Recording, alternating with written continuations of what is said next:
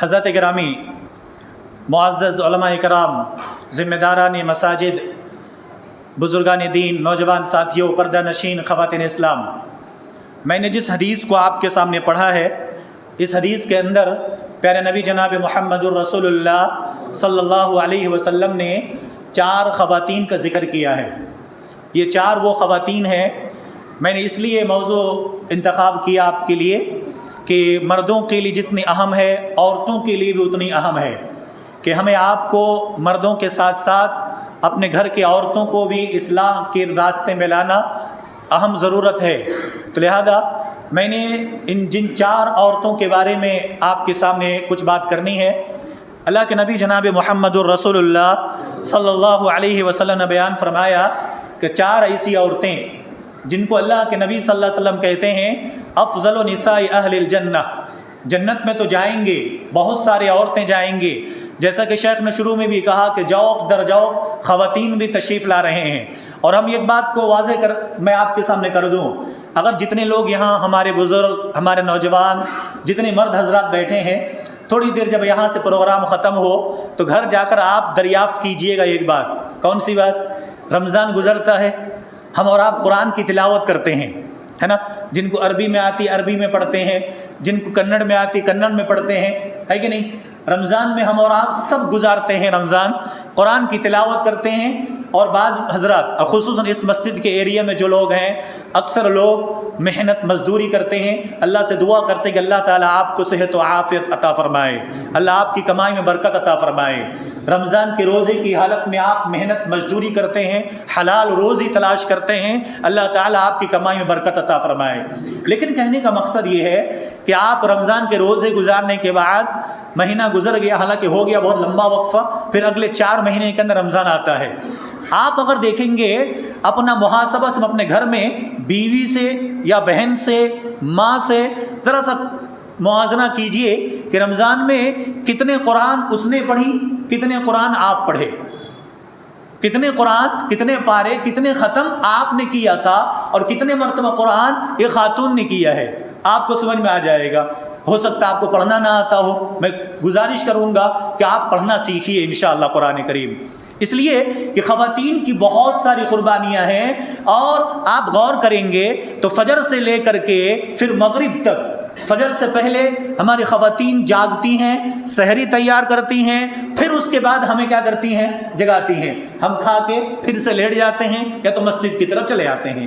وہ خواتین جو کہ کیا کرتی ہیں، وہ آپ کے لیے سحر تیار کرتی ہیں، کھلاتی بھی ہیں، جھوٹے بھی پاک کرتی ہیں، پھر اس کے بعد قرآن بھی تلاوت کرتی ہیں۔ صبح آپ اپنے کام میں چلے جاتے ہیں۔ اکثر میں دیکھتا ہوں ہماری مرکزی مسجد میں، یہاں بھی ہے، ہر جگہ عصر کی نماز کے بعد اکثر لوگ لمبے ہو جاتے ہیں۔ صحیح ہے غلط؟ عصر کی نماز کے بعد اکثر لوگ لمبے ہو کے پڑ جاتے ہیں۔ کیوں؟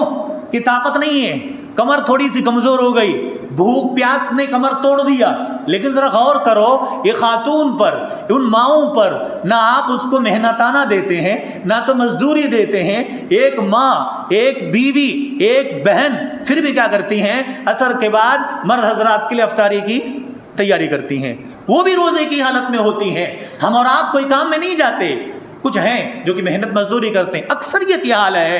لیکن پھر بھی اس کے بعد آپ پھر افطاری کر کے واپس مسجد آ جاتے ہیں، دوستوں کے ساتھ پارٹی میں نکل جاتے ہیں ادھر ادھر، پھر وہ بیچاری کیا کرتی ہیں؟ آپ کے جھوٹے پاک کرتی ہیں، مغرب سے پہلے کھانے بھی تیار کرتی ہیں، پھر تہجد تراویح کی نماز بھی۔ اور میں برا نہ مانے میری بات کو، اکثر نوجوان ہمارے تراویح کی نماز نہیں پڑھتے، 1 2 3 4 دن کے بعد غائب ہو جاتے ہیں، لیکن خواتین تراویح پڑھتی ہیں، مکمل 30 دن تراویح پڑھتی ہیں، قرآن کی تلاوت کرتی ہیں، بہت ساری ان کی خصوصیات ہیں۔ تو میں نے اسی لیے 4 عورتوں کا ذکر کرنا آپ کے سامنے۔ پہلی خاتون نبی کریم جناب محمد الرسول اللہ صلی اللہ علیہ وسلم نے بیان فرمایا، خدیجہ بنت خویلد۔ یہ خدیجہ رضی اللہ تعالی عنہا جو کہ امہات المومنین ہیں، پہلی خاتون ہیں، اتنی مالدار۔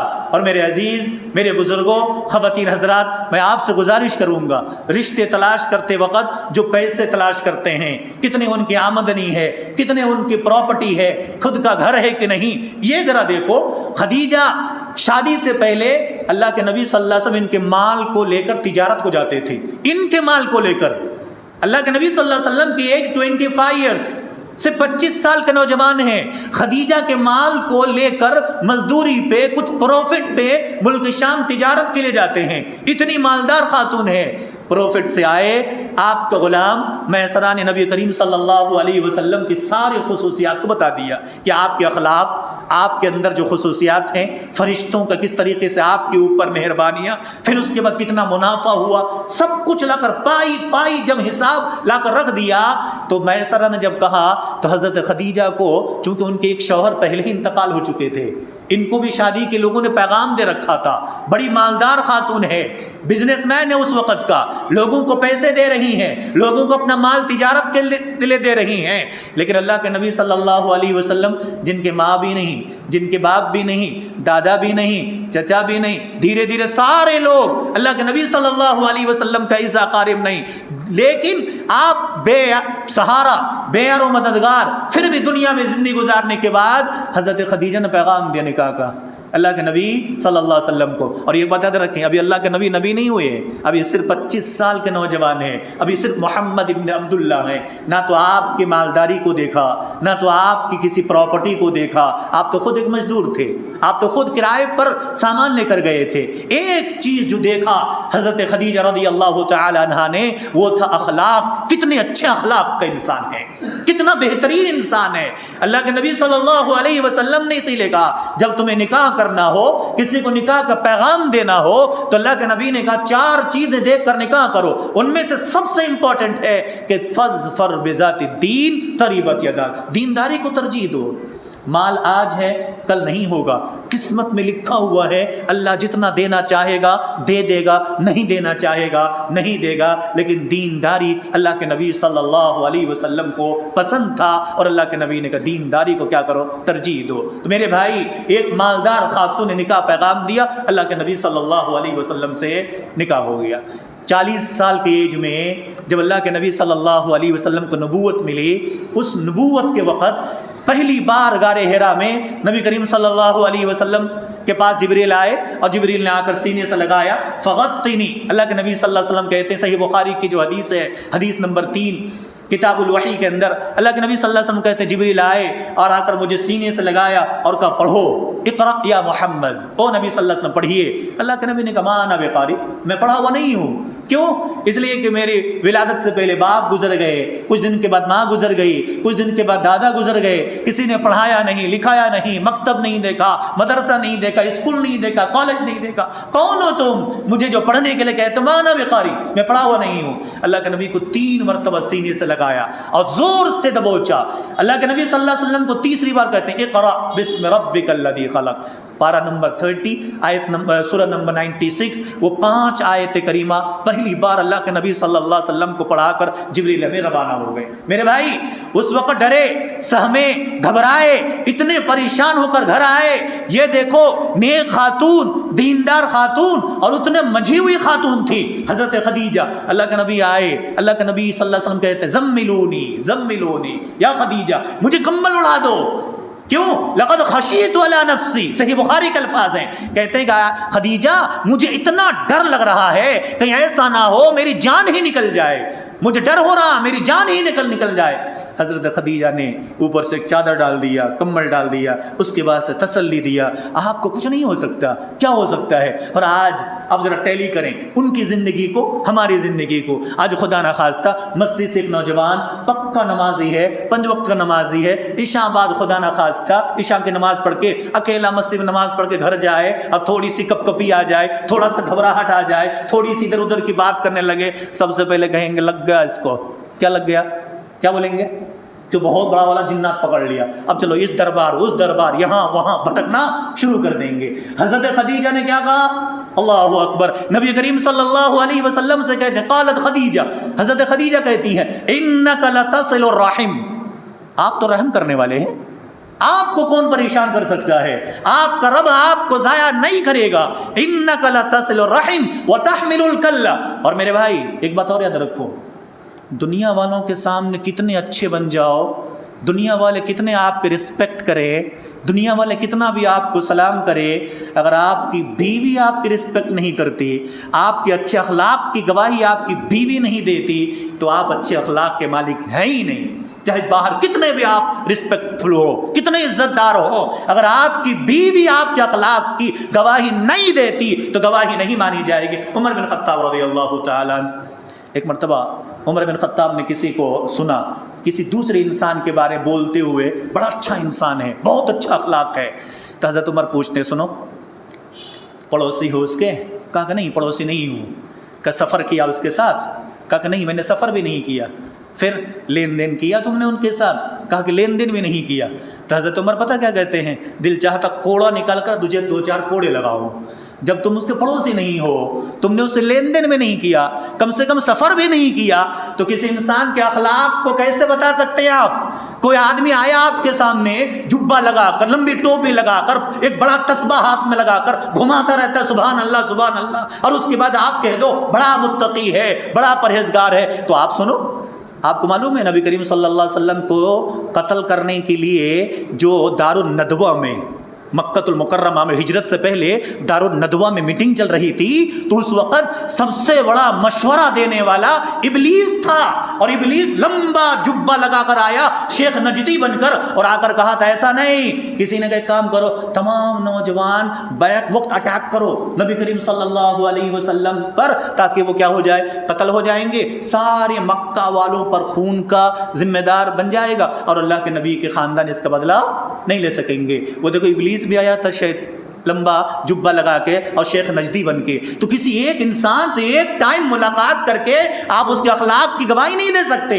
حضرت عمر نے کہا پڑوسی ہو تو تبھی پتہ لگے گا کتنا اچھا پڑوسی ہے۔ ہمارا ڈاؤن گرا کا ایک مسئلہ ہے، آج ہمارے مسلمان کو گھر نہیں دیتا، پریشانی ہے کہ نہیں ہے؟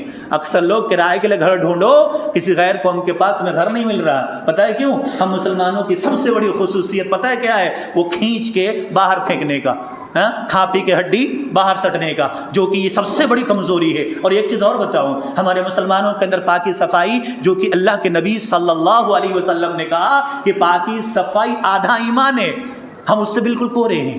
ہمیں آپ کو دوسروں کو تعلیم دینا چاہیے، ہمیں آپ کو دوسروں کو سکھانا چاہیے، لیکن دوسرے ہم سے متاثر نہیں، ہم سے نفرت کرتے ہیں۔ تو میرے بھائی، نبی کریم صلی اللہ علیہ وسلم نے کہا کہ دیکھو، جب حضرت خدیجہ سے کہا مجھے ڈر لگ رہا ہے، تو خدیجہ تعریف کرتے، انک لتصل الرحم، او میرے سرتاج، آپ کو آپ کا رب کبھی ضائع نہیں کرے گا۔ کیوں؟ آپ تو رحم کرتے ہیں۔ وتحمل الکلہ، آپ لوگوں کے بوجھ اٹھاتے ہیں۔ وتقری الضیف، آپ تو مہمان نواز ہیں، آپ تو لوگوں کو کھلاتے ہیں۔ وتعین علی نوائب الحق، آپ تو لوگوں کو اپنا حق بھی دلاتے ہیں، آپ لوگوں کے لیے کام کرتے ہیں، آپ اتنے اچھے اخلاق کے مالک ہیں۔ اللہ سبحانہ و تعالیٰ سورۃ القلم کے اندر ذکر کرتا ہے، انک لعلی خلق عظیم، آپ کا اخلاق بہترین اخلاق کے مجسمہ ہے۔ اور اللہ تبارک و تعالیٰ نے کہا کہ دیکھو، اللہ کے نبی قرآن کریم کے اندر 2 پیغمبر کا نام لیا ہے۔ پیغمبر کتنے آئے؟ تقریباً 1,24,000 انبیاء، کم و بیش اتنے انبیاء آئے، لیکن 2 پیغمبر کے بارے میں اللہ سبحانہ و تعالیٰ نے کہا لوگو، یہ دونوں کی زندگی تمہارے لیے آئیڈیل ہے۔ ایک ہے محمد الرسول اللہ صلی اللہ علیہ وسلم، اور دوسرے کون ہے بھائی؟ حضرت ابراہیم علیہ السلام۔ جی ماشاء اللہ، یہ 2 پیغمبر کو اللہ نے کہا وہ لوگو، تمہیں اگر زندگی اچھی گزارنی ہے، آخرت میں کامیاب ہونا چاہتے ہو، ان دونوں پیغمبروں کی زندگی کو اسوہ بنا لو، آئیڈیل بنا لو۔ اور اللہ کے نبی صلی اللہ علیہ وسلم کی گواہی کس نے دیا؟ حضرت خدیجہ رضی اللہ تعالیٰ عنہا نے۔ اسی لیے اپنے اخلاق کا بہترین مظاہرہ کرو۔ ہمارے نوجوان، ہمارے خصوصاً میں جانتا ہوں ہمارے یہ جو ٹیپو نگر کا ایریا ہے، یہ ہمارے نوجوانوں کا ایریا، اور یہاں سے جو غیر مسلموں میں دعوت و تبلیغ کا کام بہت ہی اچھی طریقے سے انجام دیا جاتا رہا ہے، الحمدللہ، اللہ قبول فرمائے۔ لیکن یاد رکھو، کبھی بھی ہم دعوتی میدان میں کامیاب اس وقت تک نہیں ہوں گے جب تک ہمارا اخلاق اچھا نہ ہو۔ یاد رکھیں اس چیز کو۔ نبی کریم جناب محمد الرسول اللہ صلی اللہ علیہ وسلم کو لوگ دیکھ کر ایمان لاتے تھے۔ آپ نے کبھی کسی کو ظلم نہیں کیا، آپ نے کسی پر کوئی ستم نہیں کیا، آپ کے اخلاق کو دیکھ کر لوگ کیا کرتے تھے؟ متاثر ہوتے تھے۔ صحابہ کہتے ہیں، اللہ اکبر، ہر صحابی یہ تصور کرتے تھے کہ اللہ کے نبی سب سے زیادہ مجھ سے محبت کرتے ہیں۔ ہر صحابی یہ بات کرتے تھے کہ اللہ کے نبی صلی اللہ علیہ وسلم سب سے زیادہ مجھ سے پیار کرتے ہیں۔ ہر صحابی کے ساتھ اللہ کے نبی کا معاملہ ویسا ہی ہوتا تھا۔ آج ایک باپ سے 4 بچوں کو شکایت ہوتی ہے، ہوتی کہ نہیں ہوتی ہے؟ ایک بچہ بول دیتا میرے باپ میرے ساتھ اچھا معاملہ نہیں کیا۔ کیوں بھائی؟ ہوتا ہے کچھ نوجوان تو بگڑے ہوئے ہوتے ہیں کیونکہ ان کو ماں باپ کی بات اچھی نہیں لگتی، پھر اس عمر کو جب آتے ہیں ماں باپ کی ایج کو پھر سمجھ میں آتا ہے ہاں ہمارے ابا بہت اچھی بات کرتے تھے، کاش کہ مان لیا ہوتا، تب تک تو بہت دور زندگی نکل چکی ہوتی ہے۔ میرے بھائی تو اللہ کے نبی صلی اللہ علیہ وسلم کے اخلاق کے بارے میں حضرت خدیجہ رضی اللہ تعالی عنہا نے کہا کہ دیکھو آپ کو آپ کا رب ہلاک نہیں کرے گا۔ وہ خدیجہ، اسی لیے اللہ کے نبی صلی اللہ علیہ وسلم نے کہا افضل نساء اہل الجنہ، جنت میں جتنی بھی عورتیں ہیں ان میں سب سے افضل عورتوں میں ایک کا نام شمار ہوتا ہے، وہ حضرت خدیجہ رضی اللہ تعالی عنہ۔ ایک چھوٹی سی حدیث آپ کے سامنے پیش کرتا ہوں۔ آج ہمارے گھر کا ماحول کیسا ہے؟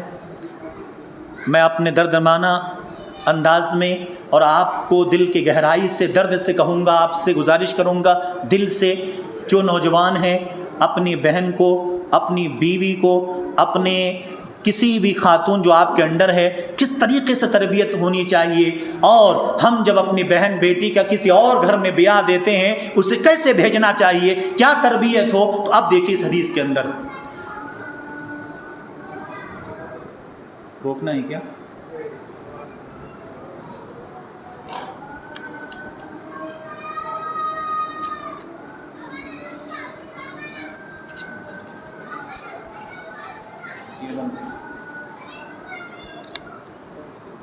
باہر آواز نہیں جا رہی۔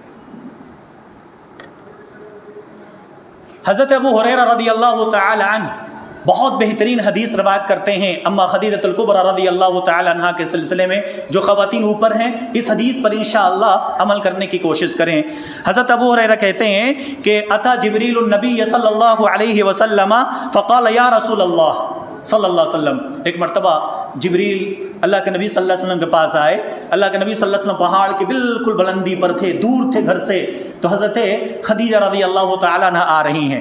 آگے جبریل آئے، خدیجہ گھر سے آ رہی ہیں، لیکن جبریل اللہ کے نبی کے پاس پہلے پہنچ گئے اور آ کر کہتے ہیں یا رسول اللہ صلی اللہ علیہ وسلم ہذہ خدیجہ، یہ خدیجہ آ رہی ہیں، کیا ہے؟ اللہ کے نبی صلی اللہ علیہ وسلم قد اتتها معها انام او ادام او طعام او شراب، صحیح بخاری کی روایت ہے۔ حضرت جبریل کہتے ہیں اللہ کے نبی خدیجہ آ رہی ہیں، ان کے ہاتھ میں ایک ٹفن ہے، ایک برتن ہے جس کے اندر کھانے کی یا پینے کی سامان ہے، جس کو پیک کر کے آپ کے لیے لے کر آ رہی ہیں۔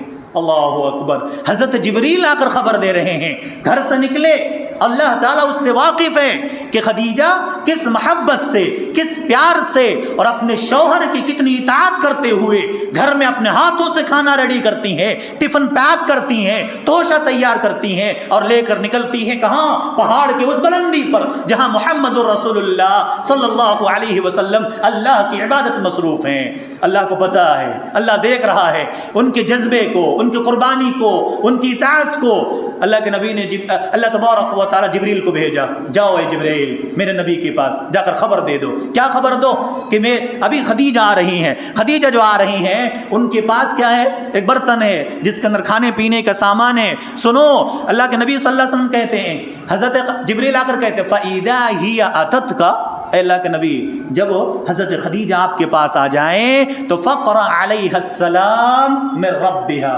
میرے بھائیوں، میرے عزیز بہنوں، اوپر جو سن رہی غور کریں، کیا اطاعت، کیا اس کی فرما برداری کہ اللہ سبحانہ و تعالیٰ جبریل امین کو بھیجتا ہے، اور وہ بھیجتا ہی نہیں ہے ان کے اس اطاعت کو جو اپنے ہاتھ سے کھانا ریڈی کر کے پیک کر کے اتنے دور کا سفر طے کر کے اللہ کے نبی کے پاس وہ آ رہی ہے۔ اس ادا کو اللہ اتنا پسند کیا، اتنا پسند کیا کہ جبریل آ کر کہتے ہیں فَقْرَوْا عَلَيْهَا عَلَيْهَا السَّلَامُ مِن رَبِّهَا، اے نبی صلی اللہ علیہ وسلم حضرت خدیجہ کو اس کے رب کی طرف سے سلام عرض کر دینا۔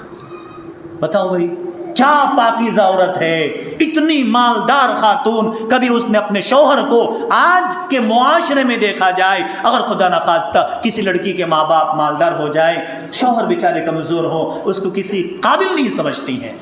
उसकी कोई वैल्यू ही नहीं रहती है। तुम्हारी इनकम क्या है, तुम्हारा कमाई क्या है, तुम्हारे पास घर नहीं। मैं देखो मोहम्मदुर रसूलुल्लाह सल्लल्लाहु अलैहि वसल्लम की बीवी हज़रत खदीजा रज़ियल्लाहु ताला अन्हा, रब्बुल आलमीन अर्श से अल्लाह सलाम भेजता है। क्यों? कि अपने हाथों से खाना रेडी करती हैं, अपने हाथों से तैयार करती हैं और उस शौहर के लिए उतने दूर का सफ़र तय करके जाती हैं। इसीलिए इताअत शौहर का इतना अहम है कि अल्लाह सुब्हानहू व तआला उसे सलाम अर्ज़ करता है और कहता है कि ओ नबी सल्लल्लाहु अलैहि वसल्लम, अभी जब खदीजा आएंगी रब्बुल आलमीन की तरफ से सलाम अर्ज़ कर देना। जिब्रील पता क्या कहते हैं? अल्लाह के नबी, फरिश्तों में मैं सबसे अफजल हूँ, मैं जिब्रील हूँ, व सलाम मिन्नी, ज़रा मेरी तरफ से भी सलाम अर्ज़ कर देना। मेरे भाई, इताअत, फरमाबरदारी, दूसरों की रिस्पेक्ट, और इसमें भी शौहर का हो तो अल्लाह के नबी सल्लल्लाहु अलैहि वसल्लम की उस हदीस को याद कर लेना। अल्लाह के नबी सल्लल्लाहु अलैहि वसल्लम ने कहा था कि अगर अल्लाह सुब्हानहू व तआला को छोड़कर किसी और को सजदा करने का हुक्म होता, अल्लाह को छोड़कर गैरुल्लाह को सजदा करने का हुक्म होता, तो मैं औरतों से कहता कि तुम अपने शौहर को क्या करो?